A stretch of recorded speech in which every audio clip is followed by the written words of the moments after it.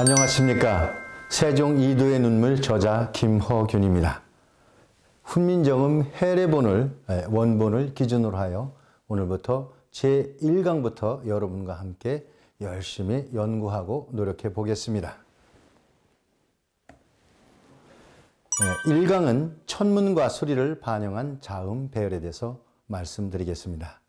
훈민정음은 교재의 페이지에서 보시다시피 올바른 배열은 목화, 토금수, 오행의 원리를 적용한 기읍, 키읔, 여린기읍, 디귿, 티귿, 니은, 비읍, 피읍, 미음, 지읒, 치읒, 시읒, 여린히읗, 히읗, 이응의 17자로 구성이 되어 있는데 일제강점기에 조선어학회에서 잘못된 표준화를 제정함으로써 목화, 토금수, 오행의 원리가 흐트러진 자음 배치가 지금까지 이어져 오고 있습니다. 예를 들면 기역, 니은, 티귿, 리을, 미음, 비읍, 시읒, 이응, 치읒 이와 같은 순서는 사실상 아주 잘못된 천문과 수리를 거스른 잘못된 표기입니다.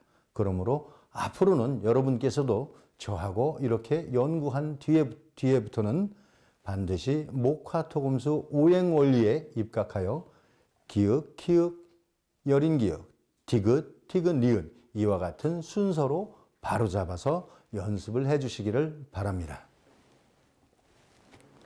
천문과 수리를 반영한 모음 배열에 있어서도 잘못되어진 배열이 지금까지 쓰여지고 있습니다. 올바른 배열의 훈민정음은 목화, 토금수의 오행 원리에 의해서 아, 여, 화자리에 우유, 토자리에 천지, 금자리에 어야, 숫자리에 오유 이렇게 11자로 중성자가 구성이 되어 있음에도 불구하고 세종께서는 일일이 한자 한자 제자 원리부터 그 제자가 어떤 원리에 의해서 이루어지는 것까지도 해례본에 정확히 설명을 해 놓으셨습니다. 그러나 일제강점기에 조선어학께서는 엉터리 배열을 하여 한글이라는 명명을 하였습니다. 예를 들면 아야, 어여, 오요, 우유, 의 이와 같은 배열은 음양오행을 완전히 거스르는 잘못된 배열입니다. 이 우주에는 모든 풀 한 포기, 나무 한 그루도 하늘과 결코 상반되는 일이 없습니다. 하늘의 뜻을 그대로 받아들여서 생장과 열매를 맺고 하는 그런 과정을 순환하고 있습니다. 그런데 우리가 쓰고 있는 말과 문자가 그러한 하늘의 천문과 지리, 수리를 거스르고 있다면 이것은 크나큰 문제입니다. 예를 들면 여러분들 그 최대 종교계에서의 경전이라고 할 수 있는 불경과 그 다음에 성경 그리고 기타 신흥 종교에서의 이 경전들이 지금 엉터리 배열된 한글 순에 의해서 전부 구성이 되어 있다는 겁니다. 그렇다면 그와 같은 잘못된 천문과 지리를 거슬른 그러한 말과 문자로서 아무리 절대자에게 기도를 한다 한들 그것이 과연 받아들여지겠습니까? 가장 기본부터 음양 오행 원리, 천문과 지리에 맞는 말과 문자를 사용하는 것이 앞으로 우리 민족이 세계 문화를 지배하는 민족으로서 더 크게 성장할 것으로 생각합니다. 다행히 지금 이러한 분위기는 예를 들면 우리 음악계의 아이돌 그룹이 BTS가 세계를 지금 각 빌보드 차트라든지 음악 차트에서 1위를 차지하는 것은 어떤 이유에서이든 세종대왕의 우리말과 훈민정음의 영향을 받은 바라고 할 수 있습니다. 그런데 이러한 세종대왕의 뜻이 더 정확히 지켜지는 문화로서 음악과 기타 교육에 있어서 적용이 된다면 세계 최고의 문화 국가로서 더욱더 성장할 것으로 저는 확신을 합니다. 그럼 세 번째, 자음 모음 표기가 잘못된 이유를 설명을 드려보겠습니다. 훈민정음을 정확하게 갈파하지 못했기 때문이라고 제가 여러분께 말씀을 드리는데, 왜냐하면 훈민정음 해례본이 최초 우리 세상에 나온 것은 간송 전영필 선생님께서 안동에서 이 책자가 발견되자 거간꾼이 그때 당시 최고급 기와집 한 책값을 간송 전영필 선생님께 요구를 하였습니다. 그런데 간송 전영필 선생님께서는 이 훈민정음이 그야말로 우리 인류의 가장 훌륭한 경전이 될 수 있다는 그런 생각을 직감하시고 바로 거간꾼에게 당신이 내가 11채의 집값을 지불할 테니 당신이 알아서 그걸 꼭 내 손에 쥐어주도록 하시오라고 이렇게 얘기를 했고 그 거간꾼은 결국 간송 전영필 선생에게 훈민정음 해례본 책자를 안겨드리게 됐습니다. 간송 선생께서는 1940년도에 훈민정음 해례본을 품으신 뒤로 그 이후의 역사의 질곡에 따라서 6.25 전쟁 시에는 그 책자를 오동나무 상자에 귀중하게 보관하고 품속에 품고 피난길을 가셨고 결국에는 1948년도 해방 이후에 그 훈민정음 해례본이 세상에 알려지게 되었습니다. 그런데 그동안에 우리 국어학계에서는 훈론자해를 쓴 최세진, 최세진은 통역관이며 어린이 한자 교육을 위한 교재를 만드는 사람입니다. 그 신중유합을 쓴 여암 신경준이나 한글가를 쓰신 외술 최은배 선생도 훈농자의 그러한 그 흐름을 그대로 인용을 해서 오늘날까지 쓰여졌던 것이었고 그것은 결국에 일제강점기 조선어학에서 일본식 히라카나 가타카나 문자 체계로 이것을 한글로 표준화한 것이 현재 국어학에서 여과 없이 쓰여지게 되었던 것입니다. 그러므로 국어학회에서는 이미 오류를 범한 학론이 주 학론으로 되었기 때문에 이것을 어떻게 바꿀 수 있는 그런 용기를 가진 학자들이 없었습니다. 예를 들면 서울대학교의 문과대학의 학장이셨던 방종현 선생님도 이러한 훈민정음의 원본을 보시고 우리가 지금 잘못되어진 국어체계를 하고 있다는 것을 아셨지만 현재까지 자기들이 길러낸 제자들과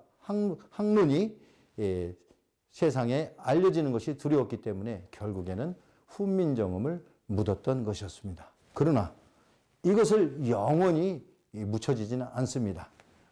오늘 저와 함께 그런 잘못된 오류들을 하나하나 더 또 알아보도록 하겠습니다. 자음과 발음 표기의 오류에 대해서 제가 여러분께 말씀을 드려보겠습니다. 올바른 표기는 분명히 훈민정음에는 원본에는 세종께서 초성을 종성에 활용하는 훈민정음 원리를 설명해 놓으셨음에도 불구하고 자음 표기법에서 기읍을 기역이라 오류를 만들었고 디읒을 디귿이라고 오류를 만들었으며 시읒을 시옷이라고 하는 잘못된 표기를 썼습니다. 바른 표기는 기읍, 디귿, 시읒 이와 같이 훈민정음의 원리에 의해서 쓰여지는 것이 맞습니다. 다행히 현재 북한에서는 이와 같은 표기법을 사용하고 있다는 것이 한쪽으로는 안심이 되고 있습니다. 엉터리 표기법에 의해서 한자의 바꿀 역자를 음차하여 기역이라 하고 한자의 근말자를 음차하여 디귿이라고 했고 한자의 시의 즉 옷의자를 따서 시옷이라고 하는 이런 잘못을 최세진, 신경준, 최은배 선생이 표기를 하게 되었던 것입니다. 그것이 지금 70년이 지난 현 시점에서도 그대로 오류가 쓰여진다는 것이 참 통탄하지 않을 수가 없습니다.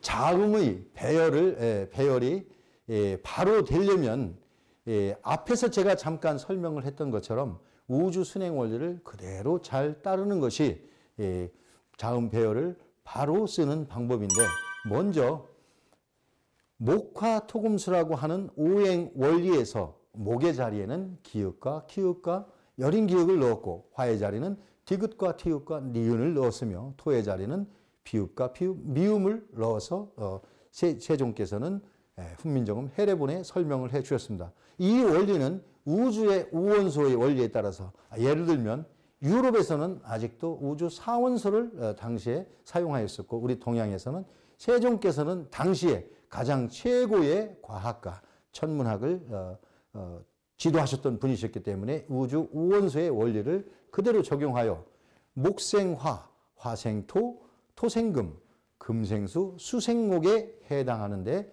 글자의 한자 한자를 배열을 하셨고 또한 그 배열한 이유를 정확하게 설명을 해 놓으셨던 것입니다.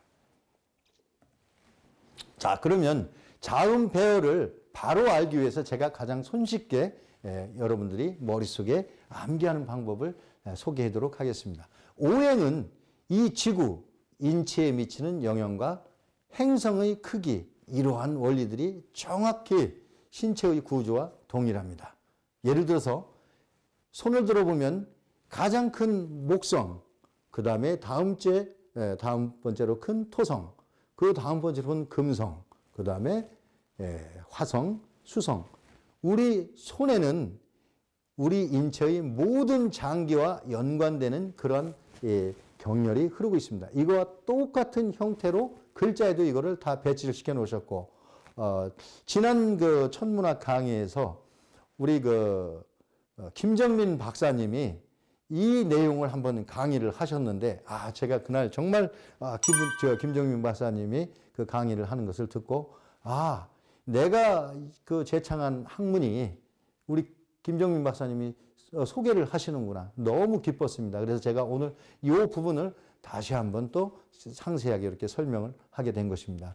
행성의 크기가 곧 손가락의 목화토금수와 원리가 동일합니다. 크기 순위는 앞전에 말씀드린 것처럼 목성이 가장 큽니다. 목성은 지구의 반지름을 1로 정할 때 11배 정도 크기에 해당이 되고, 그 다음에 토성인데 토성은 9배, 그 다음에 지구보다 약간 작은 것이 이제 금성, 그리고 더 작은 것이 화성, 가장 작은 것이 수성입니다. 여러분 보십시오. 정확하지 않습니까? 이렇게 여러분께서 머릿속에 익혀두시면, 이걸 한 번만 익혀두시면 평생 동안 우주 우행 원리에 대해서는 다시 기억을 안 하더라도 쉽게 알 수가 있습니다. 예를 들면 여기에 크기는 태양의 반지름이 70만 킬로미터이고 지구의 반지름이 6,400만 킬로미터입니다. 근데 요 가운데 끼워 있는 지구를 돌고 있는 행성인 달은 태양과 크기가 300배 차이가 나면서 또한 거리도 똑같이 300배 차이가 납니다. 그래서 우리가 봤을 때는, 육안으로 봤을 때는 달과 태양의 크기가 동일한 크기로 보여졌던 것이고, 그걸 우리 조상들은 음과 양이라는 그런 원리를 적용을 하셨던 것입니다. 여러분, 손가락으로 하는 이 방법을 한 번 더 제가 강조해 드리겠습니다. 가장 큰 목성, 가장 두 번째 큰 토성, 그리고 금성, 화성, 수성. 이것을 순서대로 읽으면 오행원리의 목화토금수이고, 크기대로 읽으면 목성, 토성, 금성, 화성, 수성입니다. 이거 꼭 기억해 두시면 앞으로 제가 여러분께 설명드리는 모든 제자 원리가 여기에 연원하였음을 잘 아실 겁니다. 자음 배열을 바로 알기 위해서 현대의 천문학과 비교해 보면 정말 또 우리가 깜짝 놀랄 만한 비밀이 숨어 있습니다. 예를 들면 저희가 12지지를 얘기하는데, 이 12지지는 어디에서 연원하였느냐? 바로 12지지는 목성이 태양을 한 바퀴 돌아오는 시간이 12년이 걸립니다. 그래서 자축인묘, 진사오미, 신유술에 이 12지지가 바로 목성의 운행 원리를 담아 있다는 것을 여러분들 또 머릿속에 이렇게 넣으시고, 꼭 뭐 암기를 안 하셔도 이런 이치구나 하고 알고 계시면 됩니다. 그리고 토성은 태양을 한 바퀴 도는데 약 30년이 걸립니다. 그래서 10간지 10년씩 3번, 우리 조상들은 3세번이라는 얘기를 자주 합니다. 일상생활에서도 예를 들면 뭐 윷놀이 해도 3세번, 화토놀이를 하셔도 3세번. 이 3세번의 원리가 토성이 태양을 한 바퀴 도는 원리와 정확히 일치합니다. 이는 갑을, 병정, 무기경신, 임계와 같습니다. 이런 것들을 꼭 암기를 안 하시더라도 원리만 기억을 해 놓으시면 제 강의를 듣는데 도움이 많이 되실 겁니다. 자, 그러면 다음으로 모음 배열자에 대해서 한번 바로 알아보도록 하겠습니다. 여러분들이 제가 저술한 훈민정음 해례본에 특이하게도 예를 들면 수성은 방향으로는 북이요, 성질로는 물이고, 숫자로는 하늘의 숫자로는 1이고 땅의 숫자는 6이다라고 세종대왕께서 본문에 밝혀놓으셨습니다. 과연 이게 무슨 얘기냐?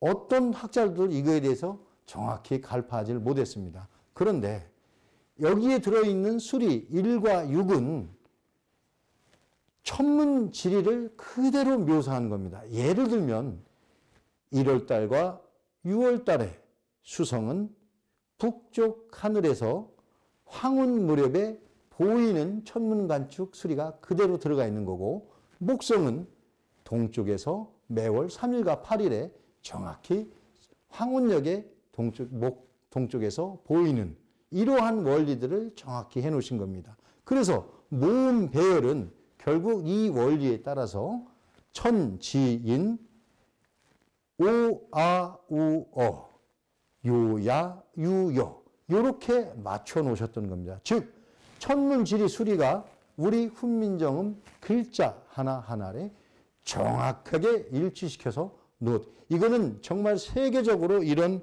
과학적인 원리에서, 물론 훈민정음 외에 세계 어떤 언어와 문자도 만들어진 제자 원리나 창제 배경을 갖고 있는 문자나 언어는 하나도 없습니다. 유일하게 훈민정음만이 그 창제 원리가 정확히 밝혀져 있고, 그것이 이렇게 책으로 문서화돼서 남아있는 것입니다. 그렇기 때문에 유네스코의 세계 유형문화유산 중에서도 특히 서적 분야에서는 단연 독보적으로 매년 가장 우수한 서적을 뽑을 때는 훈민정음이 매년 1위. 이거는 앞으로 영원히 바뀌지 않을 겁니다. 그래서 저는 이러한 훈민정음을, 예를 들면 우리 지금 김정민 박사가 열심히 국익을 위해서 일을 하고 있지 않습니까? 김정민 박사가 열고 싶은 세상에 제가 훈민정음의 이런 훌륭한 글자를 가지고 새로운 세계를 형성할 때 세계의 공통된 언어로 훈민정음이 쓰여져야 된다라고 하면서 제가 이것을 도움을 줄 수 있는 그런 역할과 가교 역할을 자청했던 것이고, 김정민 박사가 저의 그러한 그 뜻을 알아주고 그래서 또 여러분께 소개를 했던 것입니다.